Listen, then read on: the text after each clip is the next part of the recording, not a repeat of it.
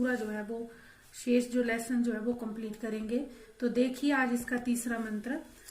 असुर्या नाम ते लोका अंधेन तमसा आवृता तान ते प्रेत्य अभिगछन्ति ये के च आत्म हनु जना। असुर्या नाम क्या है? असुर संबंधी। असुर संबंधी मतलब जो लोग जो हैं अविद्या आदि दोषों से युक्त हैं, जो केवल प्राण पोषण में ही अपने में लगे रहते हैं, तो उनको बोलते हैं असुर्या नाम।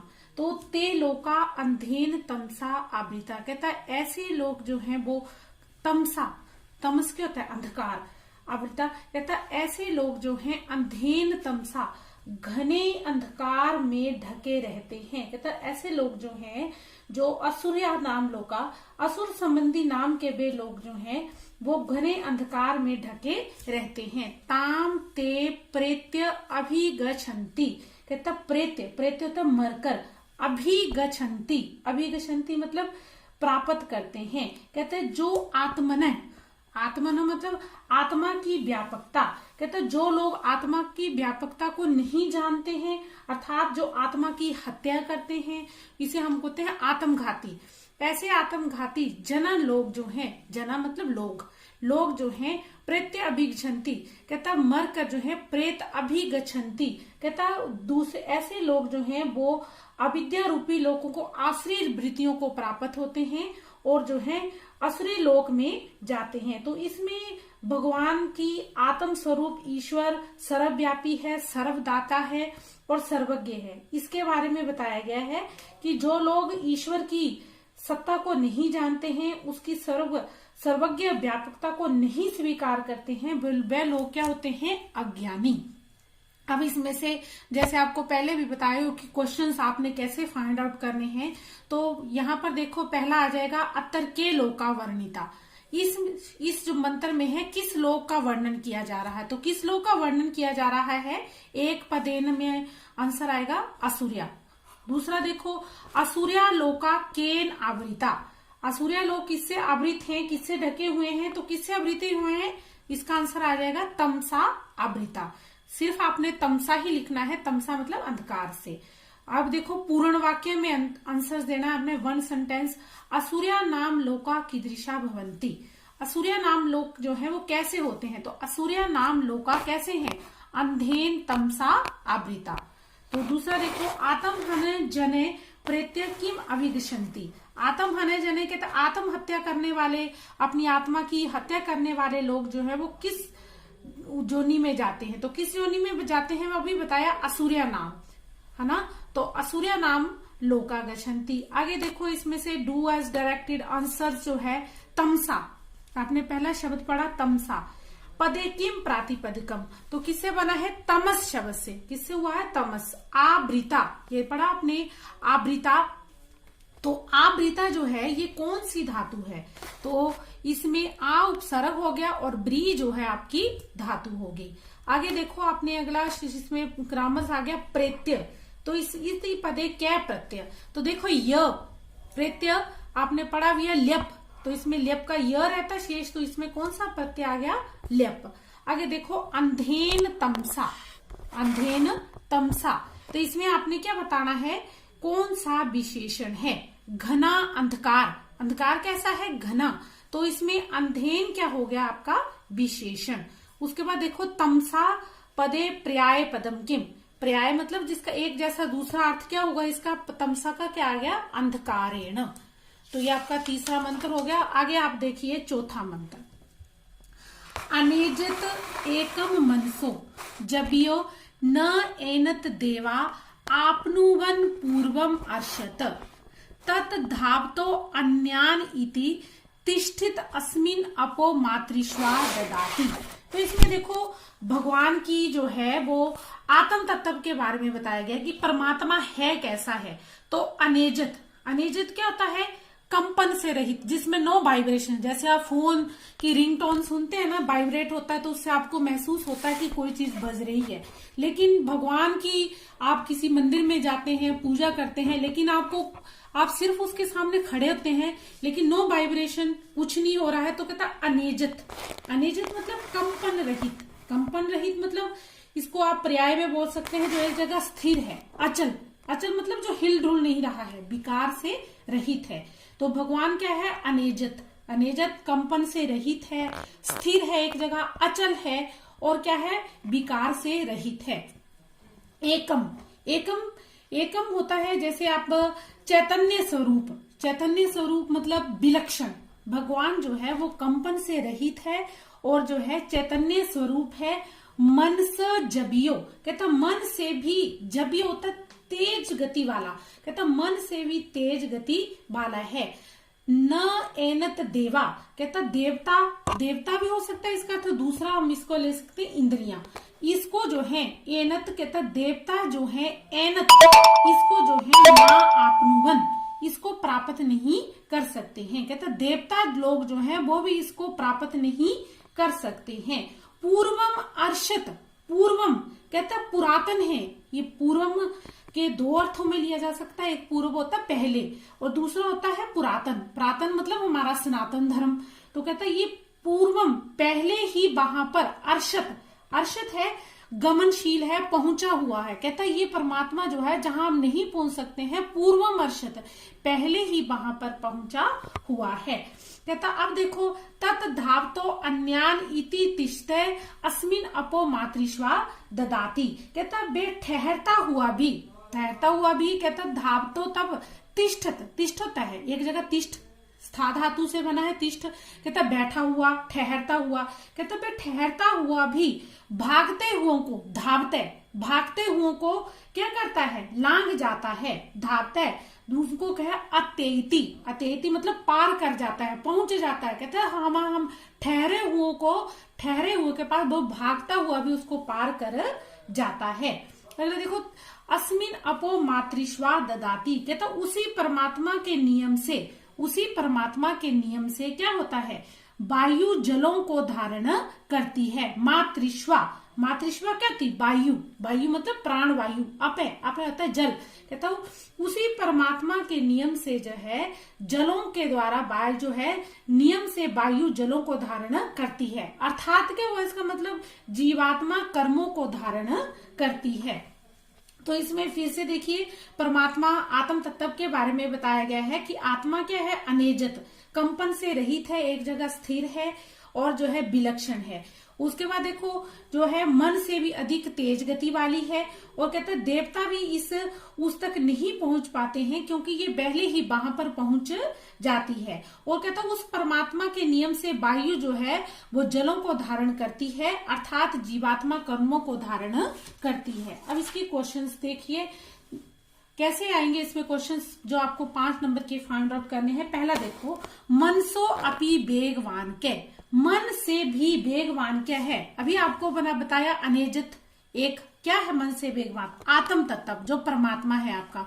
तो मन से वेगवान क्या है? आत्म तत्व। क एनत ना आपनु वनत, कहता क एनत, कौन इसको जो है प्राप्त नहीं कर सकता है, कौन इसके तक नहीं पहुंच सका है? देवा, देवा एक देवता हुआ, दूसरा मैंने इसको आपको अर्थ बताया था, देवा होता है इंद्रियां हमारी, इंद्रियां हमारी 5 ज्ञान इंद्रियां हैं, आपको पहले भी मैंने बताया हुआ इंद्रियां। के अपे दधाती, अपे अपे मतलब जलों को कौन धारण कर रहा है? मातृश्वा, मातृश्वा धारण कर रही है ना, मातृश्वा प्राण वायु के जल है, तो जलों को अपे कौन धारण कर रहा है? मातृश्वा। आगे देखिए पूर्ण वाक्य में आंसर 1 सेंटेंस में आत्म तत्व कीदृशम भवति, आत्म तत्व जो हमारा परमात्मा है वो कैसा है? तो कैसा बताया है आत्मा आपको, परमात्मा जो है वो कैसा है? पहला अपनाया आपको अनेजत है ना, दूसरा एकम, फिर मन से जबियो, और क्या है? पूर्वम अर्षत, पहले ही वहां पर पहुंचा हुआ है। अगला देखो इसमें अभी आपने शब्द पढ़ा ददाती, तो ददाती पदे कै धातु, इसमें कौन सी धातु होगी? धा धातु। आगे देखिए आपनु वनम, आपनु वनम शब्द पढ़ा आपने, आपनु वनम पदे कै लकार, अ तो इसमें कौन सा लकार हुआ? लंग लकार। अगला देखिए इसमें आपका 5वां अंतर देखिए, अंत तमे प्रविशति ये अविद्या उपासते ततो भूय इब ते तमो य अविद्या रता। तो कहता अंत तमे प्रविशति, अंत तमे प्रविशंति, घने अंधकार में प्रवेश करते हैं। यह अविद्या उपास्ते। अविद्या होता है व्यवहारिक ज्ञान, भौतिक ज्ञान। भौतिक ज्ञान में होता है जैसे आप अपने सुख सुविधाओं में लगे रहते हैं। जैसे आप सोचते हैं कि आज हमारे पास गाड़ी है तो स्कूटर है तो कल हमारे पास गाड़ी होनी चाहिए। अगर हमारे पास छोटा घर है तो हमसे आज हमारे पास बड़ा महल होना चाहिए। तो इसको बोलते हैं भौतिक। भौतिक मतलब जो संसार की सुख सुविधाओं के लिए आप जीवन यापन करते हैं, अविद्या। कहते हैं जो अविद्या की उपासना करते हैं वो किसमें जाते हैं? अंधतमे प्रविश्यन्ति, वो घने अंधकार में प्रवेश करते हैं। ततः भूय इव, कहते ततः भूय इव, कहता उससे भी अधिक घने अंधकार में प्रवेश करते हैं। कौन? यह अविद्या विद्या रता, जो आध्यात्मिक ज्ञान में लगे रहते हैं। आध्यात्मिक ज्ञान क्या होता है? केवल जो है आध्यात्मिक ज्ञान का निसार जो लोग आत्म ज्ञान में ही अपना मन लगाए रहते हैं और भौतिक ज्ञान की तरफ बिल्कुल भी ध्यान नहीं देते हैं, वह जीवन निर्वाह में और लौकिक अभ्युदय में बाधाओं को उत्पन्न करते हैं। कहता है जो अविद्या की उपासना, अविद्या मतलब भौतिक ज्ञान की उपासना करते हैं, वो घने अंधकार में प्रवेश करते हैं।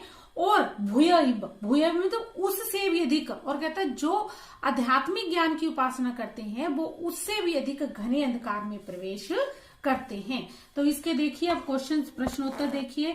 अविद्या उपासका कुत्र प्रविशन्ति, अविद्या की उपासना करने वाले कहां पर प्रवेश करते हैं?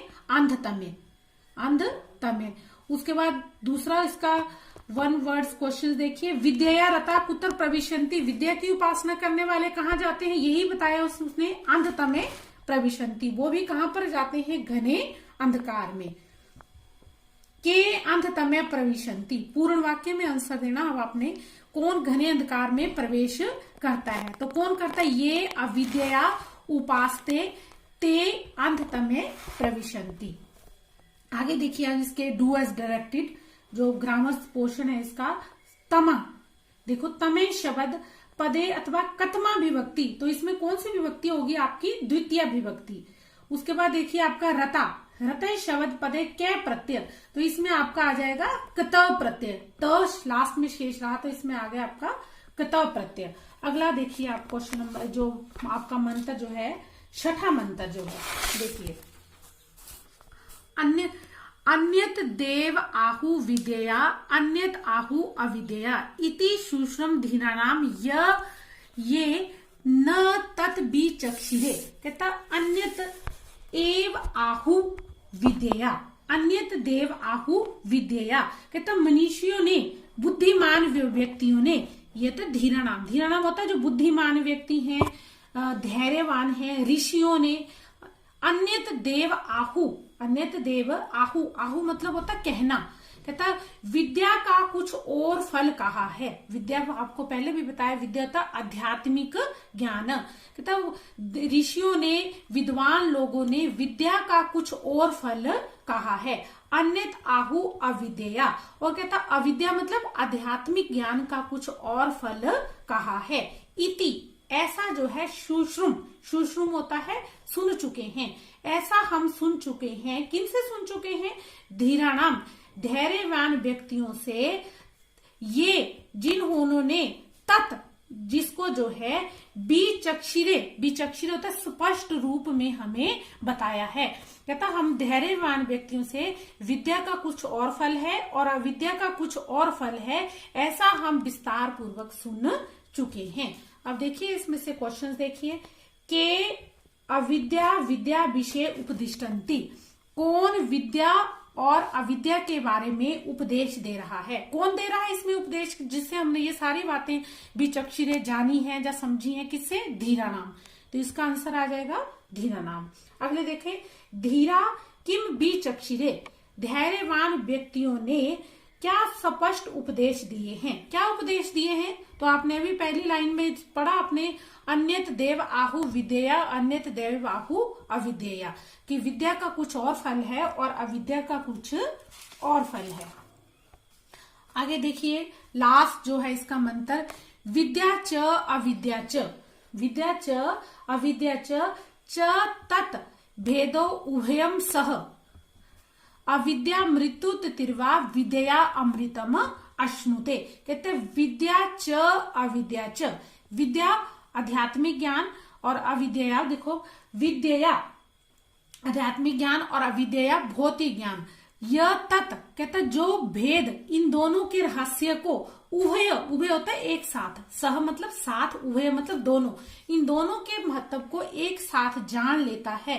कहता जो आध्यात्मिक और भौतिक ज्ञान इन दोनों के रहस्यों को एक साथ, सह मतलब साथ, उभय दोनों, इन दोनों के भेदों को एक साथ जान लेता है। विद्या अमृतम तितिर्वा, वो कहता जो है अविद्या के द्वारा, अविद्या मतलब भौतिक ज्ञान के द्वारा मृत्यु को पार करके विद्या आध्यात्मिक ज्ञान के द्वारा अमृतम अश्नुते, अमृत को प्राप्त करता है। अर्थात इसका क्या अंतर हुआ, कहता विद्या और अविद्या दोनों को ज्ञान से ही मनुष्य इस लोक में सुख और परलोक में अमृत को प्राप्त करता है। अमृत मतलब अमरता को प्राप्त करता है। तो ये जो आपके आज थे जो 7 जो इसके मंत्र जो थे वो समाप्त हो गए हैं। तो इसका क्वेश्चन आंसर जो है संस्कृत जो है आंसर जो है